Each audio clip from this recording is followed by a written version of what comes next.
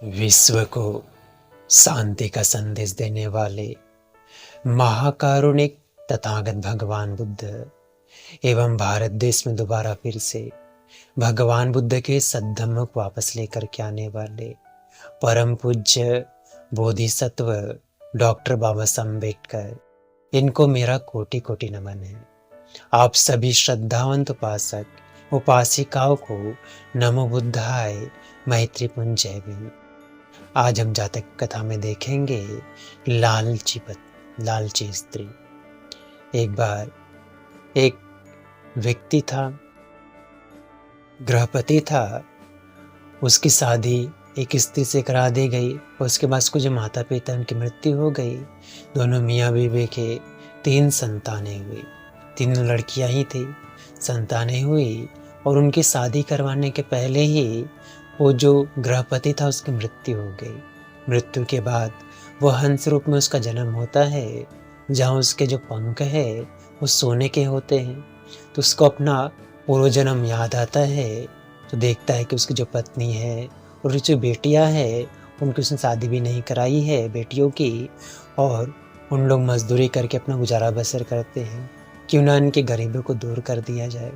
इसलिए सोने के पंख होने के कारण उनके यहाँ जाता है उड़ करके घर पे, और उनसे कहता है कि मैं वही हूँ करके, तुम्हारा पिता होकर के उन लड़कियों को। तो वे कहता है तुम इतनी दुखी हो, तुम्हारा दुख देखा नहीं जाता करके अपने एक सोने के पंख उनको दे देता है, जिसको लेकर उसकी जो पत्नी है, उसकी जो बेटियां हैं, वो उसको बेच करके उससे अपना गुजारा बसर करने लगते हैं।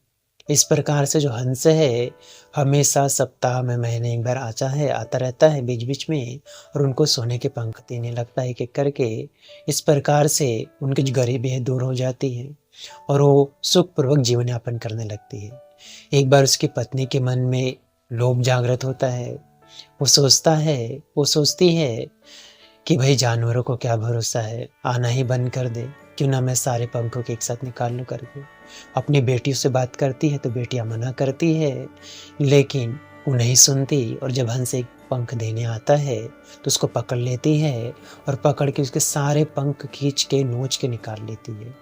क्योंकि उसकी मर्जी के बिना उसके पंख निकाले गए थे, इसलिए सारे पंख साधारण पंखों की तरह हो जाते हैं। वो सोने का रंग छोड़ देते हैं, सोने के नहीं रहते। तो सोचती है अब इसके पंख तो नहीं है, कैसे उड़ेगा करके उसको एक टुकनी में रखते पालती है कि नए पंख आएंगे तो सोने के होंगे करके। मगर जब नए पंख आने लगते हैं तो वो भी साधारण पंख ही होते हैं। तो हंस मौका देख करके जब उसको स्वतंत्रता मिलती है तो वहाँ से उड़ करके अपने स्थान चले जाता है। और अपने लालच के कारण वो जो स्त्री है वो उस सुख को, सोने को और उस लाभ को प्राप्त करने से वंचित हो जाती है। इसलिए कहते हैं कि कभी भी मनुष्य को लालच नहीं करना चाहिए। जितना भी मनुष्य के पास में होता है उसी में संतुष्ट रहना चाहिए, खुश रहना चाहिए। इसी में मंगल समाया है। आप सभी लोगों ने बड़ी श्रद्धा पूर्वक धातु कथा को सुना। इसलिए भगवान बुद्ध, उनके धम्म और उनके संग के प्रभाव के तेज से आपके परिवार के प्रत्येक सदस्य के जीवन का हर एक पल सुखपूर्वक बीते, प्रसन्नता पूर्वक बीते, मंगलमय हो, कल्याणमय हो। आप सभी सुखी रहे, स्वस्थ रहे, खुश रहे। भवतु सब मंगलं रक्षन्तु शब्द देवता सब बुद्धानुभावेन सदा शुद्धि भवन्तु ते। भवतु शब्द मंगलं रक्षन्तु शब्द देवता सब धम्मानुभावेन सदा शुद्धि भवन्तु ते। भवतु सब मंगलं रक्षन्तु शब्द देवता सब संघानुभावेन सदा शुद्धि भवन्तु ते। साधु साधु साधु।